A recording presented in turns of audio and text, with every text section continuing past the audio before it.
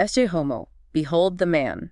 Now those words, they've got history used for Jesus Christ.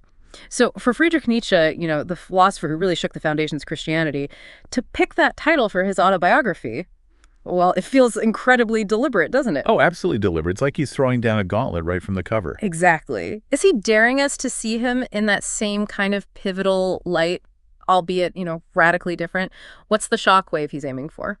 Well, that's really the perfect place to start our deep dive into Nietzsche's Ecce Homo, how one becomes what one is. Right. This was his last original book. Came out in this burst of intense creativity in late 1888, right before his life took that tragic turn into mental darkness. And it wasn't published for years after that, was it? No, not until 1908, which is interesting in itself. So what we've done is gather insights from, various analyses of the text, the historical context, its legacy, basically to help guide you through this really complex, really compelling work. Okay, so the mission for everyone listening, and you are, is to try and grasp what Nietzsche himself thought his significance was. And the core ideas he really wanted to get across, especially, given the dramatic circumstances around the writing. Exactly. Think of this as a way to get the essence of this hugely influential book without getting totally overwhelmed by all the details. Sounds good. Okay, let's circle back to that title, Ecce Homo. It's a direct biblical reference. Yeah. It is. Pontius Pilate's words. Yeah. John 19.5. Presenting Jesus after he'd been scourged. Wow. But what's fascinating is how Nietzsche layers meaning onto it. On one level, he's absolutely positioning himself as this figure of immense historical importance, maybe even, like you said, a counterfigure to Christ, offering a completely different path for humanity. Which is pretty audacious. Talk about confronting tradition head on. Massively audacious. Yeah. But there's maybe another layer, too. You hinted at Pilate himself. Yeah, you mentioned that. Right, so in The Antichrist, another work from that same period, Nietzsche actually praises Pilate a bit, saw him as sort of detached, maybe even noble in his detachment from the whole Jewish affair, as Nietzsche put it. Okay. So using Pilate's words, maybe Nietzsche's also hinting at a kind of calculated indifference, like, here I am, take it or leave it. Although, when you actually read Ecce Homo, he's clearly not indifferent. He's actively trying to shape how we see him. Right. He's definitely not just tossing it out there and washing his hands of it. No way. And think about the original scene. Jesus is presented facing judgment. Nietzsche puts himself in that spot. But unlike maybe the perceived passivity of Jesus there, Ecce Homo is this really forceful, assertive act of self-definition. He's grabbing the reins before silence falls. So the title becomes charged. Ironic, even. Totally. It kind of mocks the values tied to Jesus while simultaneously claiming that same level of historical spotlight. And it all builds to that final line in the book. Have I been understood? Dionysus versus the crucified. Boom! Sets the confrontational tone right away and signals his main goal, this radical self-assessment against basically the entire Western tradition. Okay, so beyond the title, which is clearly doing a lot of work. Yeah. What are the core arguments Nietzsche is making in Ecce Homo? What's he really trying to hammer home? There are several big ones, and they're all kind of interlinked. First up is definitely self-presentation and justification. He's very explicit about this. He says he needs to reveal himself, his background, his character, his books, why he matters to stop people from misunderstanding him. To demand recognition, essentially. Exactly. Right. Before his big impact hits, he literally says, hear me, for I am such and such a person. Above all, do not mistake me for someone else. That's incredibly direct. No messing around. Not at all. He even told a friend he wanted to sort of answer all the personal questions up front to clear the way, so people could actually engage with his philosophy.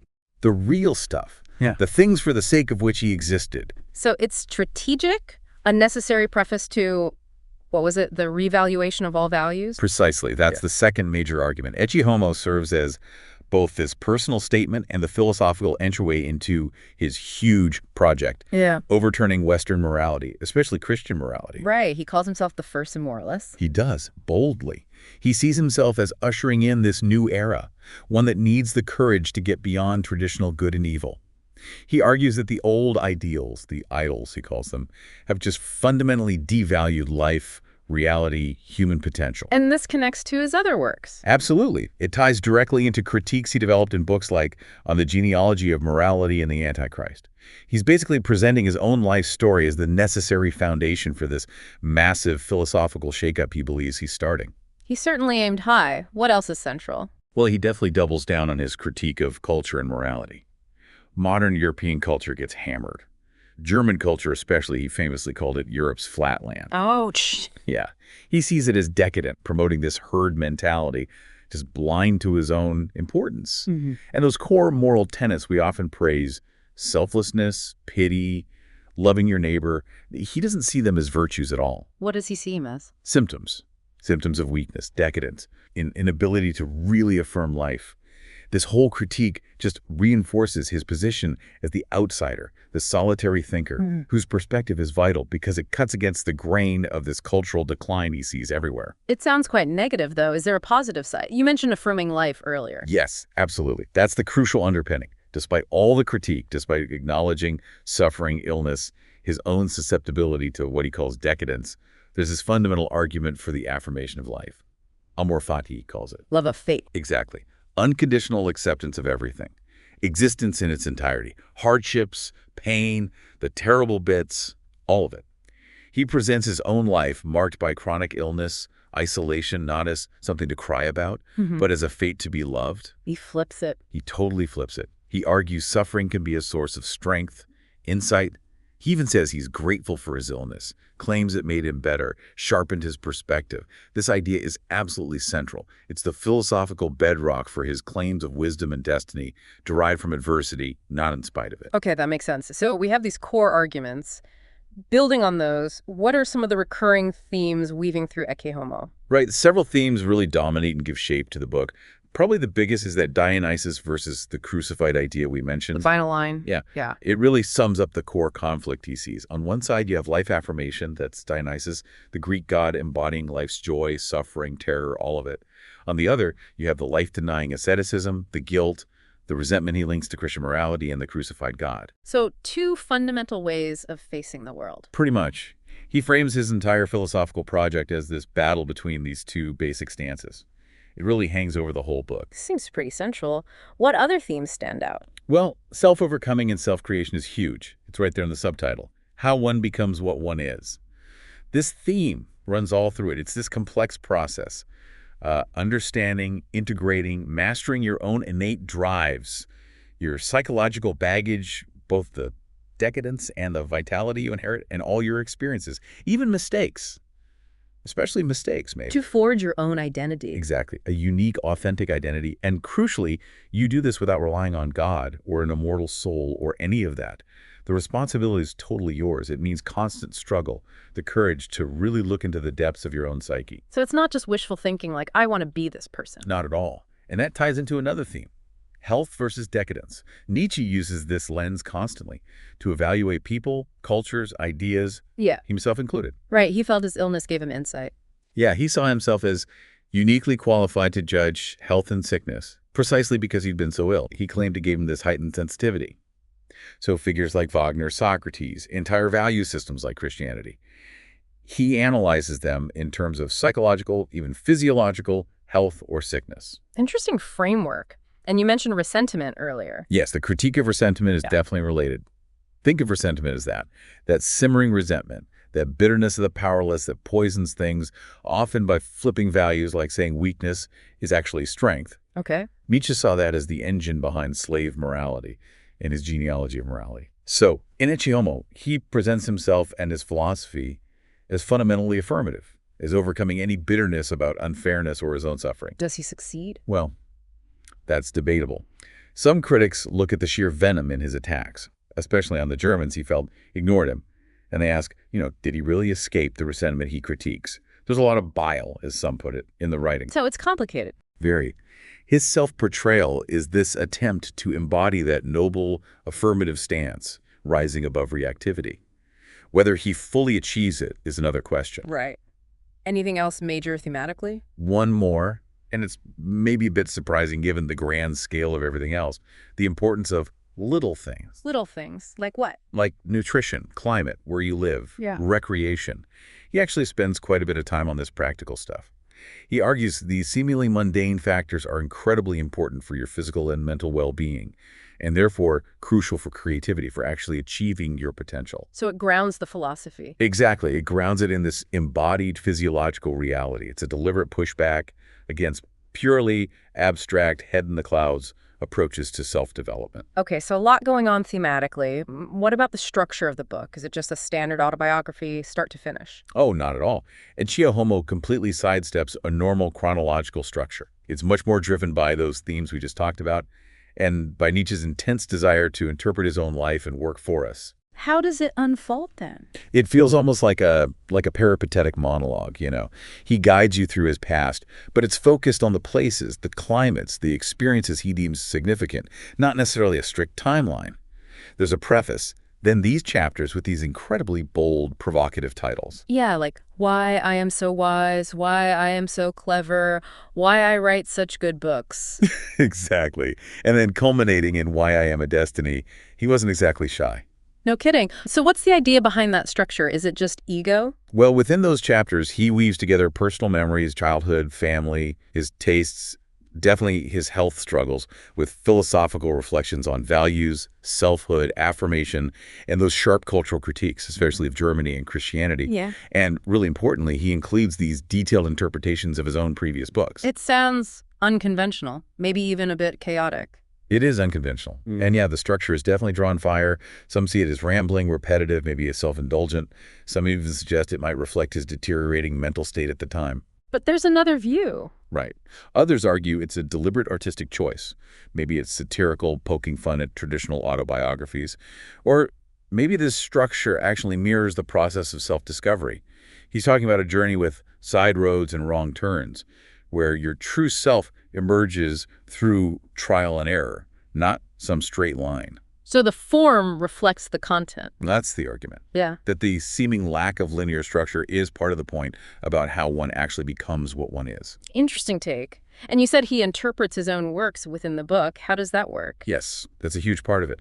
He goes back through pretty much his entire published output, from The Birth of Tragedy right up to The Case of Wagner, which he just finished. But not just summaries. Definitely not neutral summaries. These are active reinterpretations. He's looking back at his older works through the lens of his final philosophical positions. He consistently reframes them to highlight the themes that became central later on, like the critique of morality, amor fati, and his own developing sense of himself as this unique philosophical force. Can you give an example? How does he reframe something? Sure. Take The Birth of Tragedy, his first book. He tends to downplay how much Schopenhauer influenced him back then. Instead, he emphasizes its early critiques of Socratic reason and how it implicitly challenged traditional values. Okay. Or human, all too human. He doesn't just present it as a collection of aphorisms. He frames it as this massive turning point, a monument to a crisis, where he broke from Wagner and idealism, embracing skepticism and psychological analysis instead. Ah, I see. And thus Spoke Zarathustra gets positioned as the absolute core of his affirmative philosophy. The vessel for the Übermensch, that idea of the self-mastered individual creating new values and eternal recurrence. His review of On the Genealogy of Morality stresses its role in unmasking where values come from. And it all leads up to Why I Am a Destiny. Exactly. That final chapter serves as the climax of this whole self-narrated intellectual journey. He reiterates his attack on Christianity and really cements this image of himself as someone destined to completely overturn the existing order. So he's actively constructing a narrative about himself, building his own myth, almost. Pretty much. The way he picks and chooses what to emphasize, how he recontextualizes things, even minimizes certain aspects of his earlier work. It reveals a very clear strategy. He wants to create this coherent story, one where his final radical views seem like the necessary, inevitable outcome of his whole life's work. Right, not just sudden ideas. Exactly. By downplaying early influences or reading his later anti-moralism back into earlier books, he reinforces this image of himself as this singular, self-generated force. This whole act of self-interpretation within the autobiography is a really powerful way for him to try and control his legacy, to present his work as this unified project, culminating in him being a destiny. That's really fascinating. Okay, so structure, self-interpretation. Let's dive deeper into some of those core philosophical concepts he's hammering home in Ecce Homo. We mentioned becoming what one is quite a bit. What does that actually involve for Nietzsche? Right, the subtitle really puts it front and center, how one becomes what one is. You could argue this is the central philosophical task in the book. For Nietzsche, it's this process where you craft your own identity, your own meaning. And this is key. You do it through self-realization, without relying on any external authorities. No God, no tradition telling you who to be. It's all on the individual. It's all on you. A radical kind of responsibility for your own being. Mm. But And this is important. It's not just about deciding, okay, I want to be X.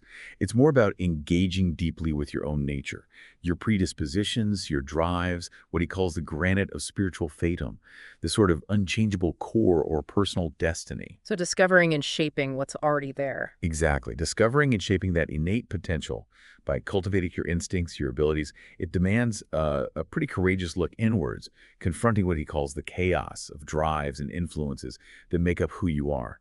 It's a path of constant struggle, self-overcoming, trying to integrate all the different parts of yourself into some kind of coherent, dynamic whole. Sounds difficult. And maybe not always straightforward. Definitely not straightforward. And interestingly, Nietzsche suggests it involves a kind of passivity, even failure. He says something like, to become what one is, one must not have the faintest notion what one is. What does he mean by that? It implies that having this fixed, rigid idea of yourself can actually get in the way. It hinders the organic unfolding of your true nature. Mistakes, wrong turns, delays, wasted time, these aren't just setbacks, they're integral to the journey. They provide crucial learning. They shape the final result. So it's not a neat, linear process. Not at all. He reframes self-creation as more experimental, unpredictable, like a sculptor finding the form hidden in the marble, maybe.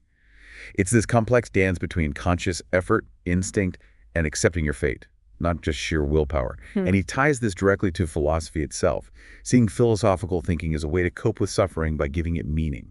So suffering isn't just eliminated. No, it's transformed. Integrated into the story of your becoming, it becomes purposeful in a way. That makes sense. We also talked about his immoralist perspective. Can you unpack that a bit more? What did he really mean by calling himself an immoralist? Right, that's another bold declaration in Ecce Homo. Being an immoralist signifies his radical break from traditional morality, especially Judeo-Christian morality. But, and this is crucial, it's not him saying do whatever you want. It's not endorsing chaos or pure selfishness. Okay, so not just tearing everything down. No, it's a call for a fundamental revaluation of all values. A move beyond good and evil as we normally think of them. His critique works on several levels. First, he attacked the content of traditional morality. Values like selflessness, compassion, pity, humility, the core Christian virtues, he argues they aren't virtues at all. What are they then? Expressions of weakness, decadence, resentment. He sees them as life-denying, making people turn away from this world, from the body, towards some illusory afterlife. Concepts like sin, the soul, free will, eternal life. He sees these as tools used to make us mistrust our instincts, devalue our bodies, and ultimately say no to life. He actually calls Christian morality the idiosyncrasy of decadence with the ulterior motive of revenging oneself against life. Wow. Pretty harsh. Extremely harsh. And beyond the content, he attacks the foundations. He rejects grounding morality in anything supernatural or otherworldly God's commands, platonic forms, whatever. His famous line, God is dead, isn't just atheism. It signifies the collapse of that whole metaphysical structure that gave traditional values their authority. And he critiques free will, too. Yeah, he sees free will and moral responsibility as fictions, basically inventions needed for the logic of guilt and punishment that's central to traditional morality. So if he's dismantling all of that, what's the end goal? Is it just destruction? His method is genealogical and psychological, trying to unmask the historical origins and the psychological motives behind these dominant values. He wants to expose the lie of the ideal that he thinks has impoverished life and stopped humans from flourishing. So yes, it's destructive, but it's necessary destruction. To clear the way for something new. Exactly. The ultimate goal isn't nihilism. It's to clear the ground so new values can be created. Values based on life affirmation, strength, health, creativity, the will to power. His immoralism is meant to be this constructive project aimed at overcoming decadence and fostering a new kind of human, the Übermensch, who can create and live by these new life-affirming values. Okay, that puts the immoralist idea in a much clearer light. Now let's talk about destiny and significance. He makes some enormous claims about himself in Ecce Homo. That's putting it mildly. It's absolutely a defining feature of the book. Nietzsche's extraordinary view of himself, his destiny, his world historical importance. He doesn't just present himself as a philosopher. He presents himself as an event, a destiny, a force like dynamite that's going to break human history in two. Where does he think this significance comes from? He argues it comes from his unique ability to face uncomfortable truths, especially the truth about the decadence of traditional morality. And his role is the one starting this revaluation of all values. He even suggests his appearance is somehow necessary for the health of culture. even if the timing feels accidental. He really saw himself as the turning point. Absolutely. And completely central to this self-view, and really his whole outlook at this time, is amor fati, the love of fate. Right, you touched on that. It goes way beyond just accepting things. It's this active, joyful yes to everything that makes up your existence. Wishing nothing was different, not forwards, not backwards, not in all eternity. Embracing the whole package. Pain, illness, mistakes, hardship. Seeing them as necessary parts of who you are. And he applies this to his own life. Rigorously. He frames his chronic suffering not as a negative, but as something that actually sharpened his perspective, enabled his breakthroughs. This radical yes finds its most extreme form in the idea of eternal recurrence. The thought experiment where you should live so you could will that every single moment of your life repeats forever. Wow.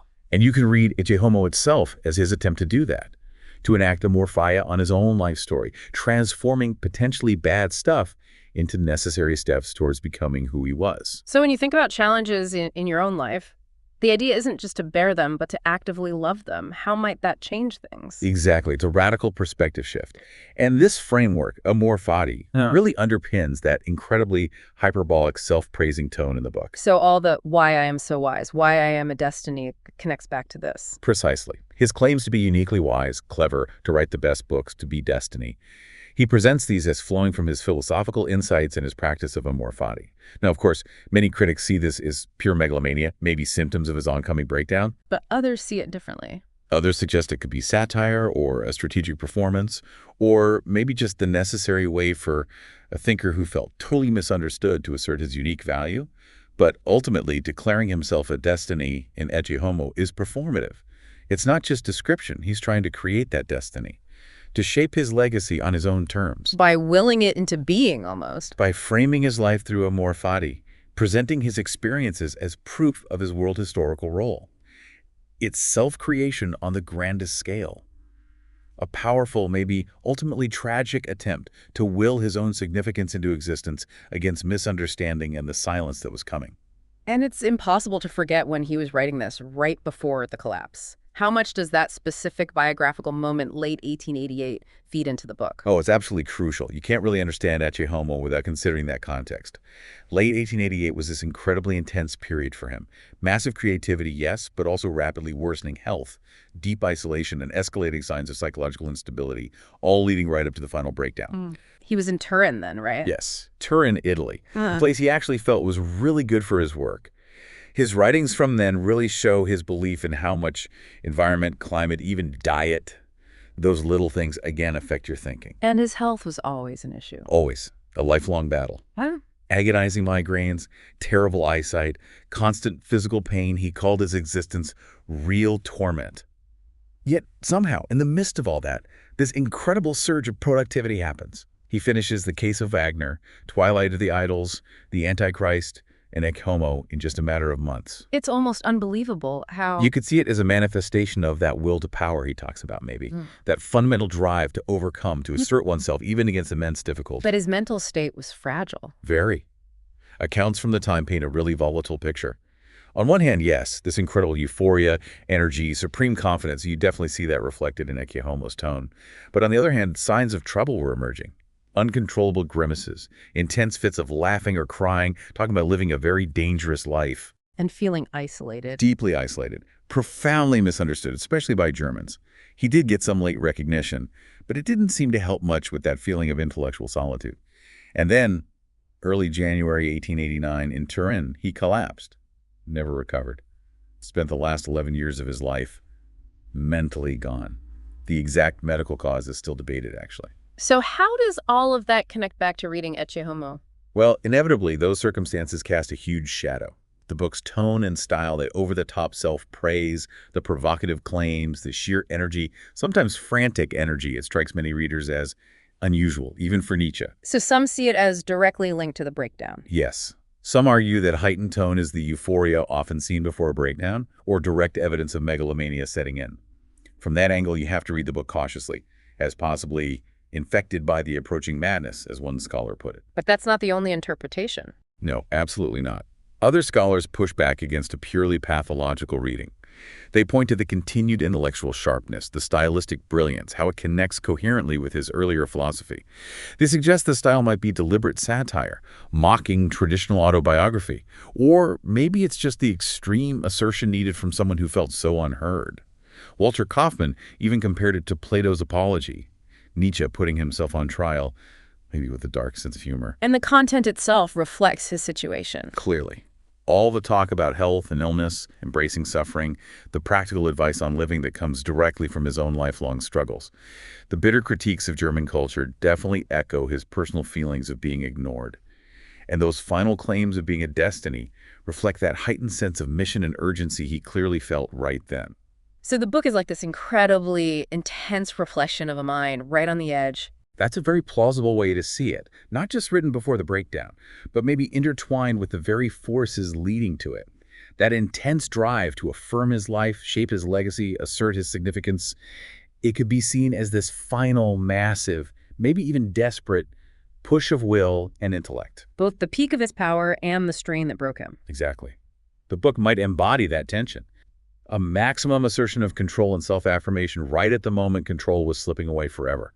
It doesn't cancel out the philosophy, but it suggests the way it's expressed is inseparable from this biographical crisis. Despite all that context, all the controversy, Ecce Homo clearly made a big impact later on.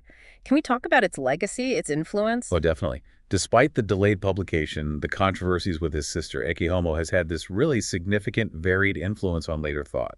That radical self-examination, the powerful way it states core Nietzschean ideas, and just the drama of it embodying a philosophy lived right on the edge that resonated deeply. You mentioned psychoanalysis earlier. Yes. Nietzsche himself says in the book, "A psychologist without equal speaks from my writings," and before me, there simply was no psychology.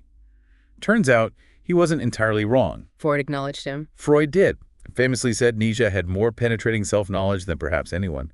While Freud could be cagey about influences, his work clearly echoes Nietzschean themes: unconscious drives, repression, sublimation, critiquing morality, interpreting dreams. Nietzsche was exploring similar territory, and Ecce Homo is like the culmination of his own psychological deep dive. And Jung, too. Carl Jung engaged very deeply with Nietzsche. He ran seminars on Zarathustra. Ideas like the shadow, individuation, you can see connections to Jung's analytical psychology. Ecce Homo, with its intense focus on self-analysis and becoming what one is, was a powerful model for that kind of introspective journey central to psychoanalysis. That's fascinating. And existentialism, he's often called a forerunner there. Absolutely a crucial precursor. Ecce Homo really dramatizes several key existentialist themes. That famous idea, existence precedes essence, often linked to Sartre. You see it powerfully reflected in Nietzsche's focus on self-creation, his insistence that you have to forge your identity and values. There's no pre-made blueprint that directly anticipates existentialism. Ecce Homo is like his personal testament to that process. And freedom, responsibility. Deeply rooted in Nietzsche, too. In a world where God is dead, the burden of creating meaning falls squarely on the individual. Ecce Homo is this dramatic assertion of that freedom and responsibility, the ideal of authenticity, very close to Nietzsche's self-overcoming and amor fati. And the absurd, like Camus. And Camus developed the concept of the absurd more explicitly. Nietzsche's confrontation with meaninglessness, the death of God, really sets the stage. Ecce Homo's insistence on affirming life despite suffering can be read as a powerful existential response.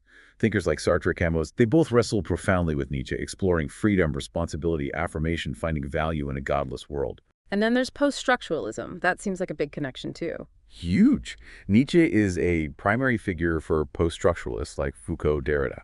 If you think of post-structuralism, very roughly, as questioning stable meanings, universal truths, fixed identities, well, Nietzsche was doing a lot of that groundwork. How so?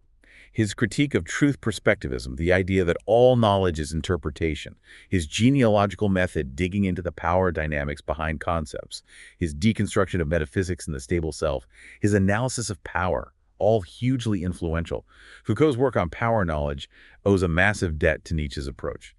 Derrida engaged deeply with his critique of metaphysics, his style, even the form of Ecce Homo self-referential, mixing genres, putting the author's life front and center, anticipates post-structuralist critiques of traditional philosophy. So the influence is incredibly wide-ranging. Immense. Beyond specific movements, Nietzsche's ideas, including those in Ecce Homo, have just soaked into broader Western culture. influencing theologians, psychologists, artists, writers.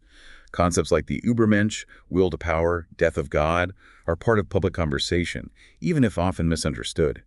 And the sheer drama of his life story, ending with Ecce Homo and the breakdown, adds to this enduring mystique. It sounds like it's still very much debated in scholarly circles, too. What are some of the main ongoing discussions? Oh, absolutely. Several key debates keep going.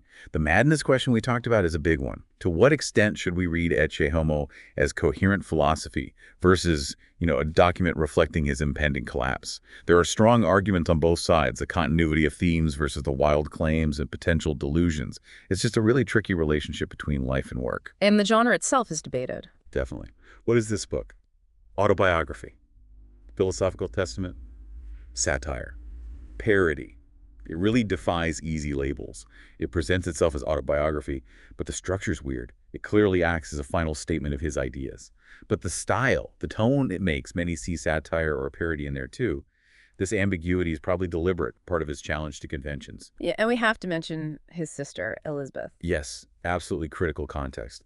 The publication history and the controversies around Elizabeth Förster Nietzsche are huge. She held the book back until 1908. She's widely accused of systematically manipulating his writings to align with her own nationalist, anti-Semitic views Nietzsche himself often opposed. So she distorted his image. Massively. Her delay in publishing Ecce Homo, combined with promoting this twisted version of his philosophy, really shaped how people first encountered Nietzsche. When Ecce Homo finally came out, it offered his own self-assessment, which was crucial counter-evidence to her narrative. But the damage she did, and the ongoing debate about problematic elements in Nietzsche's work itself versus her manipulations, is still significant. Okay, so if we try and pull this all together, what are the really key takeaways from digging into Ecce Homo? Well, synthesizing it, I think three things really stand out. First, the absolute centrality of self-creation, that idea of becoming what one is, actively shaping your identity without relying on external props. Right.